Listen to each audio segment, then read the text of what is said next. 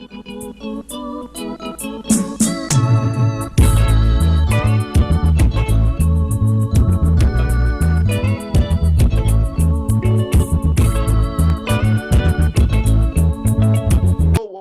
an attack on Boko Haram, at the time Jonathan was struggling to contain them. Inhejirika was chief of army staff.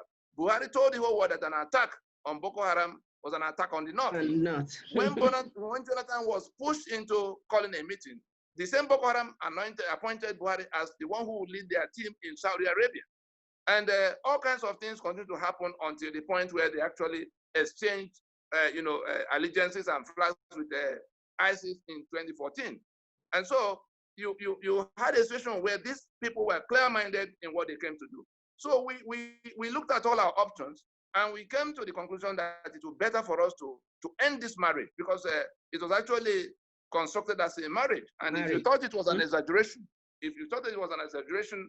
I can actually I have something that came from a telegram of 1913 from the man who presided over the putting together of the union, the secretary for the colonies, in answering the question of what they were about to do in Nigeria in 1914, in January of 1914. Hear what he says. His name is Hakko, the one after whom Port Harcourt is named. He says in that telegram that and that was in 1913 or 14. 1913. He says we have released northern Nigeria from the leading strings of the treasury. The promising and well-conducted youth is now on an allowance of his own and is about to effect an alliance with a southern lady of means. I have issued the special license, and Sir Frederick Lugard will perform the ceremony. May the union be fruitful and the couple constant. That sounds like a marriage. Right, it was a marriage, because at the time, at that time, it was clear to them from what they were already doing in the territory. The northern provinces, the northern protectorate could not finance its own administration, and so they had to take what they get from the south to run. That was the basis of even. So it was a business venture of the British. The only thing they needed a local agent, which the caliphate that was also a feudalist society like their own, was it became something. The two of them went into that joint venture. They brought, these people came, the ones who are doing this Sharia now, they came by jihad in 1804. So they were already here almost 60 years before the British got here. British Sharia. It was in the days that the British got to Lagos colony and all the other colonies, which they began to patch together. By 1906, they had a Southern Protectorate, and then by 1914, they were merging. So the basis of that merger is what this Secretary for the Colonies was talking about here in a telegram of late 1913. So it was actually a marriage. It was something we were betrothed to them. Marriage at the contract. Time. Yes, at the time, the British were the owners of all of us. And all the discussions that happened going towards independence, because again, it was people from the South that insisted on independence. The Azikiwes of this world, the Nohoros of this world, Mokugo Koye, and all kinds of people from the South. Who did you hear about from the North? It was actually, at the time the independence became imminent, it was actually the North that said they didn't want independence. They wanted the British to stay on. In all of that, it was that the same principle of putting this caliphate north in charge of all of us. Okay, Mr. Nadi, as we've heard from you, no matter what our numbers are, no matter what we contribute, they're not bringing nothing to the treasury. You see that all the monies that are there to be spent still comes from the South. And the money will be enough to do everything for everybody. Let us invest and build an economy. No, their own is to conquer and occupy, kill the owners, become the owners. Correct. Now, let me ask you a question. Yes. Because based on what you have, let me give you one line answer for the question you asked about where do we stand now. The interest of this majority, that is in this alliance now, is to end the union of debt that Nigeria has become for them. Okay. And unfortunately for those who are imposing that union, because their title deed is bad, irredeemable, and that majority is coming at it from that angle to pull out from that signature, that forged signature, and end the union. So the ending of that union creates, you have to solve two problems. You have to get people to recommit to being in the union, and only a referendum can do that. There's no other way to approach it. Okay. Only a referendum can get people to commit back to being in any union at all. It is when those referendums have been had in these three territories that we can begin to discuss the articles. That is, what will be the terms if all of them agree that they will want to continue in a union. Mm-hmm. And when I say all of them, I mean each of these three. If the Yoruba in a referendum of Yoruba space agree to come back, if the Lower Niger agree to come back, if the Middle Belt agree to, if anyone says they are fed up not to come back, they don't want to come back, that's the end of the process for them. They will walk into their independence. If anybody is mad enough to introduce the kind of thing that happened in 1967, to begin to shoot at people, of course they're going to be pushed back to their hopeless situation. That's where we are today. And we've seen in the news a lot of things that are happening. For instance, the last time they were killing a lot of Easterners, telling them to go back to their side of the country.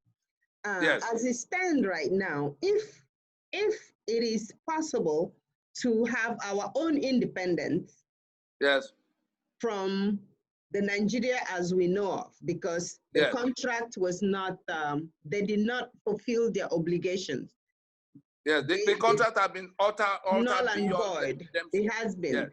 So, but what do you see? Because based on my own little knowledge, the eastern side and the northern side, and then you have the southern side, are they all going to support? Because remember what happened during the Nnamdi Azikiwe, during the Biafra War, you know? If everybody had stayed together, loyalty is very important. If you don't have loyalties among thieves, nothing will happen.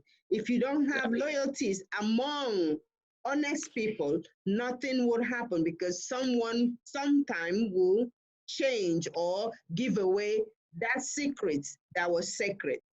So assuming we succeed in this path that we are moving, how do you see the Easterners?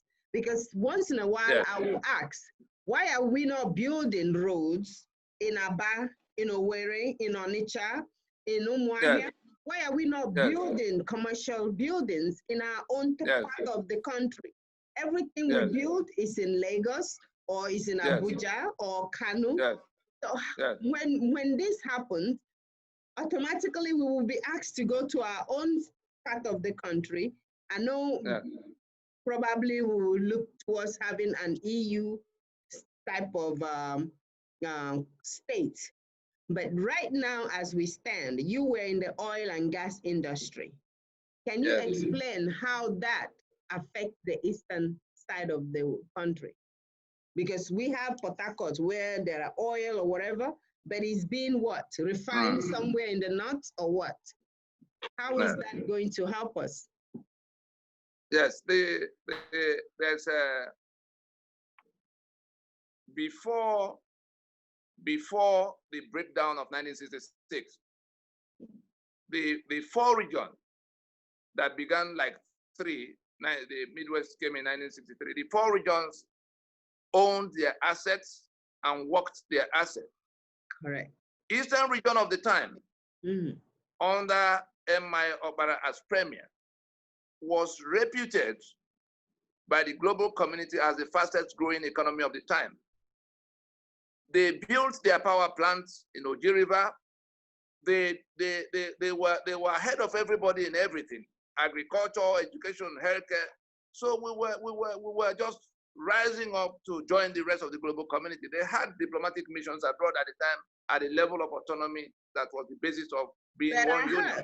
But I heard that the first oil that was found in Nigeria was found in Owerri. So how did that happen? All the story of way long before that. All the story, all the reason, part of what I'm sure you know where it is. I'm sure you know Owerri. Correct. You know where they call Owerri? Yes. Yes. Anybody who knows Owerri will know that there's a part of Owerri called the Shell Camp. Shell was headquartered in that place for 42 years, going to Port Harcourt only in 1961. So the story of Oloibiri of 1957 is part of the scam. The British sold this oil for about 50 years before declaring Oloibiri in 1957 because independence was coming. If independence was not imminent, they were still pretending that they were searching for oil. Anybody who goes to the website of Shell right now, click SPDC, that's Shell Petroleum Development Company, you will see a company called Shell Darcy listed that became, came under regulation of the Crown only in 1938. 1938. At that point in 1938, they had recovered their investment time and over. The oil of Nigeria, the oil of Eastern Nigeria was used in the First World War. The oil of Eastern Nigeria was used in the Second World War. And all of what you have, like all the other lies that we, the people making this constitution, North being larger in number in terms of population than the South, all the lies are just the same. So where we are in the question you asked about what will happen to the eastern part, no, it was this constitution. It was this constitution that put in place a 68-item exclusive list. Listen carefully, and this is what our people must know, so that they can. If you don't understand the nature of the problem you want to solve, the nature of the disease, you're not going to be able to cure it. Correct. This constitution has 68 items on the exclusive list. What does that mean? Before it came, Eastern Nigeria could generate its own electricity. Today, it is forbidden from generating electricity in black and white. You can no longer generate electricity. Eastern Nigeria could do the road from Enugu to Port Harcourt. Today, it is federal asset. You can't even go, even if you found the money, you can't go do it. In Emma Barra's period, Eastern Nigeria the government of Eastern Nigeria was in charge of the port, owned the port asset. Port Harcourt all the way to Calabar were ports of Eastern Nigeria. Nigeria took it over under this exclusive list. So ports, and we have security. Before the truncation, you were in charge of what happened in your state. You live in the US. Imagine the day it's no longer feasible for Texas to license anybody to generate electricity or to refine petroleum or to do its own roads and infrastructure. That's the kind of thing we're living with. And so those things that our people say, oh, let's go and build Eastern Nigeria, they're acting in ignorance. And we've talked to them to the point where we have become fed up with talking with them. All of them who are suggesting that they will have to go and develop, like the ones who say, oh, let's go and develop our labor and forget the rest of the people. They are talking in ignorance, and that ignorance is causing death, because even the matter of security, some of them say, oh, why can't the governors go and do this? The governors are forbidden by law, by the constitution. It's actually an offense to be found with a rifle or a pistol. No governor can license the vigilante. Our people are being cajoled into contributing money now for people to buy a gun to go and defend the homeland. Under this constitution, if you are found with a gun that is not issued to you by the federal government or by the police or by the DSS of Nigeria, you are criminalized. You can be shot at sight right there. And we're telling our people that the answer to our problem, whether it is the business we have to do, or the security we have to maintain for ourselves, or the infrastructure we have to do, or the electricity that you require to drive, everything is made impossible by this constitution. And so if you do not remove this is the shackle, this is the manacle by which we have been tied down since after that, since 1970. We've not been able, the Eastern Nigeria is getting rotten.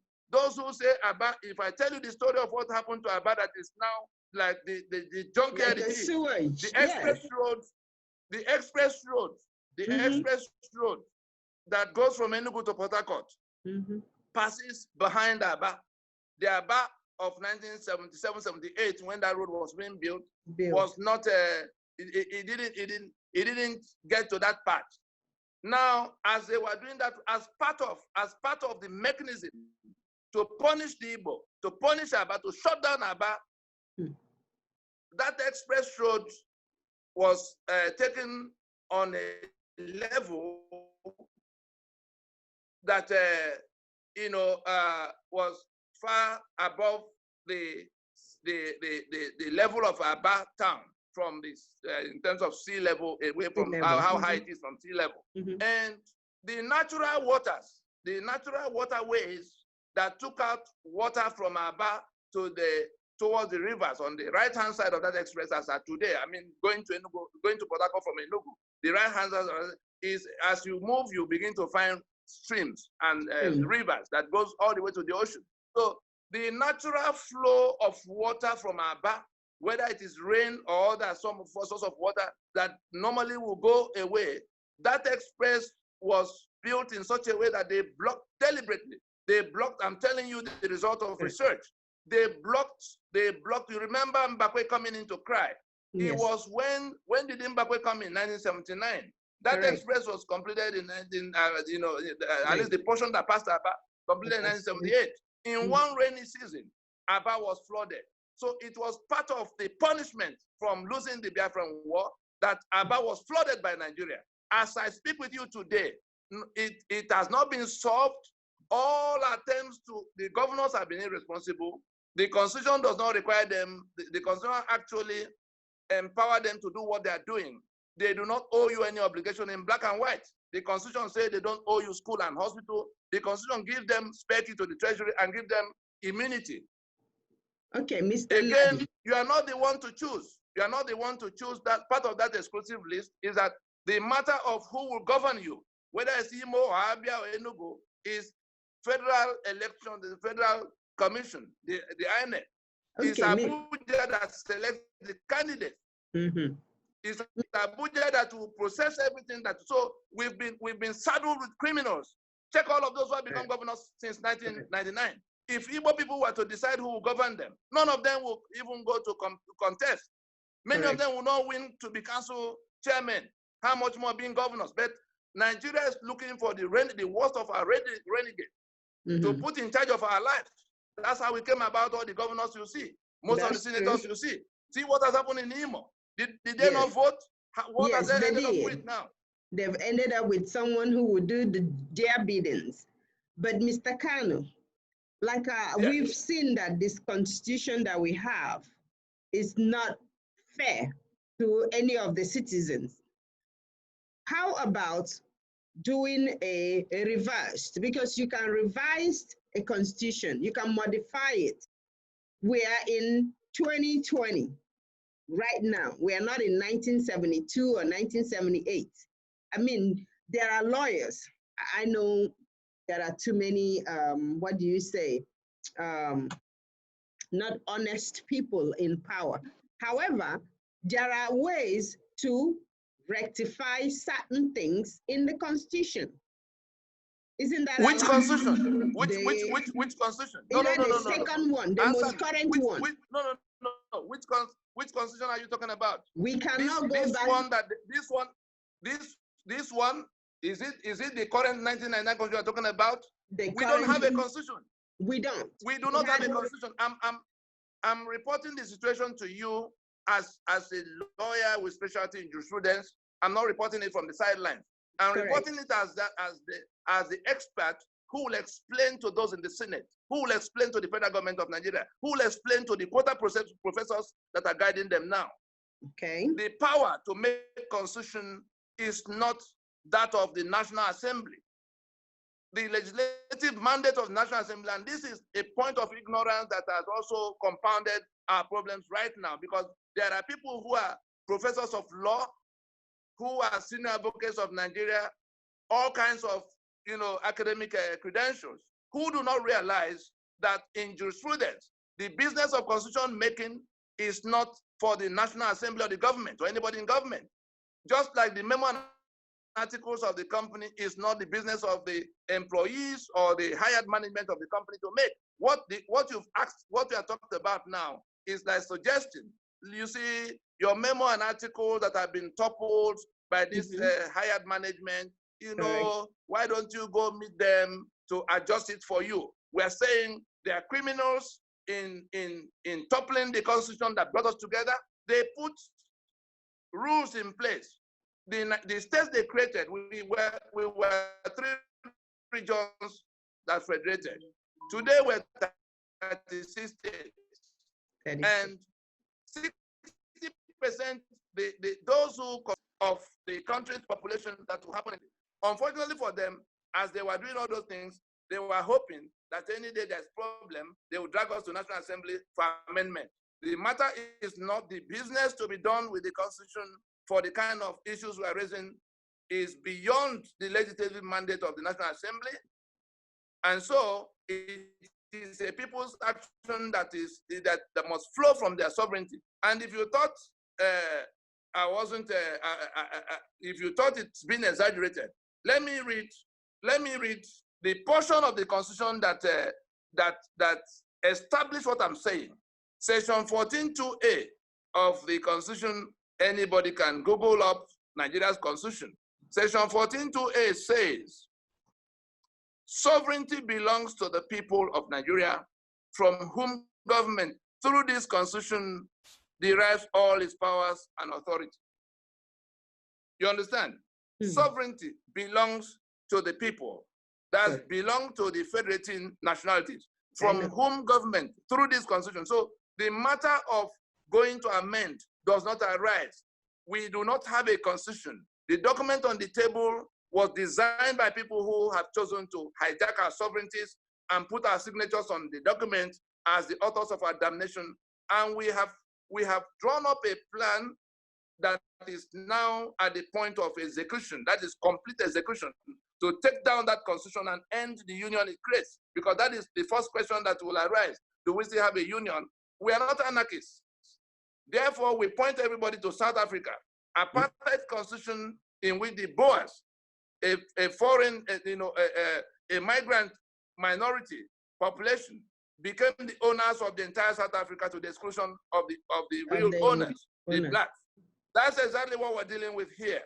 The Fulani came from the foot of Fudajalon mountain only in recent time, and the British that came from Europe combined all kinds of forces with them, and they imposed this union on all of us. And we're saying that the instrument that we agreed to at the time the British were going to, move away, have been toppled.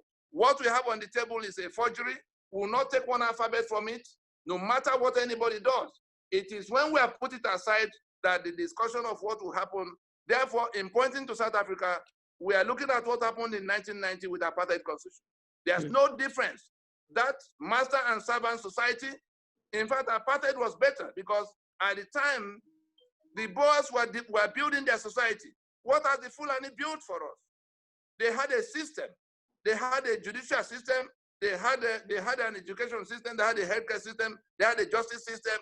What have we got from this invasion and imposition? And so we're saying that they are dragging us backward to the Stone Age. And if after 50 years, if after 58 years, they are not listening and we have become a majority and our signature is on the instrument that entitled them to do all of that, we're going to take down that instrument. We're going to end the union. And all the guns they have acquired, they say they have an army, they have police, they have DSS. All those things will not count in this campaign, in this current engagement. You know why? Why? There's a new majority. Okay, if there is a new majority. If anybody decides to make it a rifle show, if anybody decides to make it a rifle show, all of this will be on one side. We hope all. Not matter we hope. That's what we've done in the last 21 years to ensure. That's what it is. Okay. As of today, you think they're going to get the middle belt to come with them to kill anybody on this dispute? They're going to be fired at. They're going to be fired at. You are killing them. You are killing them. If you were not killing them, you may be able to deceive them one more time. You are killing in Yoruba land, you are killing in Ijo land, you are killing in Igbo land, and you are hoping they are going to come with you in the name of Nigeria. Nigeria is no longer the preference. Nigeria is no longer the priority of any of these people. It is Yoruba self-determination now. It's just self-determination now. It's a chief self-determination. And since we have become a majority, and they are now on their own side, they are the same ones tormenting everybody. They are the same ones trying to sustain this constitution alone. Therefore, if they choose to make it a rifle show, the battlefield has changed radically from what they could manage in the 60s. At the time, they were able to isolate. They were able to isolate this part. Yes. This is the battlefield picture today. At that time in 1967, the British were the rulers of the seas. The British were everything. Today, Britain cannot put a carrier to sea. Britain is just dead as far as those things they need to do to be able to keep things the way they used to be are concerned. Unfortunately for them, in this same period, US is at war with ISIS in the Middle East. You now bring ISIS to the West African sub-region to give them sovereign space to function and enter into alliance with them openly. That became ISWAP in 2014. And then all of you began to do full enhancement together.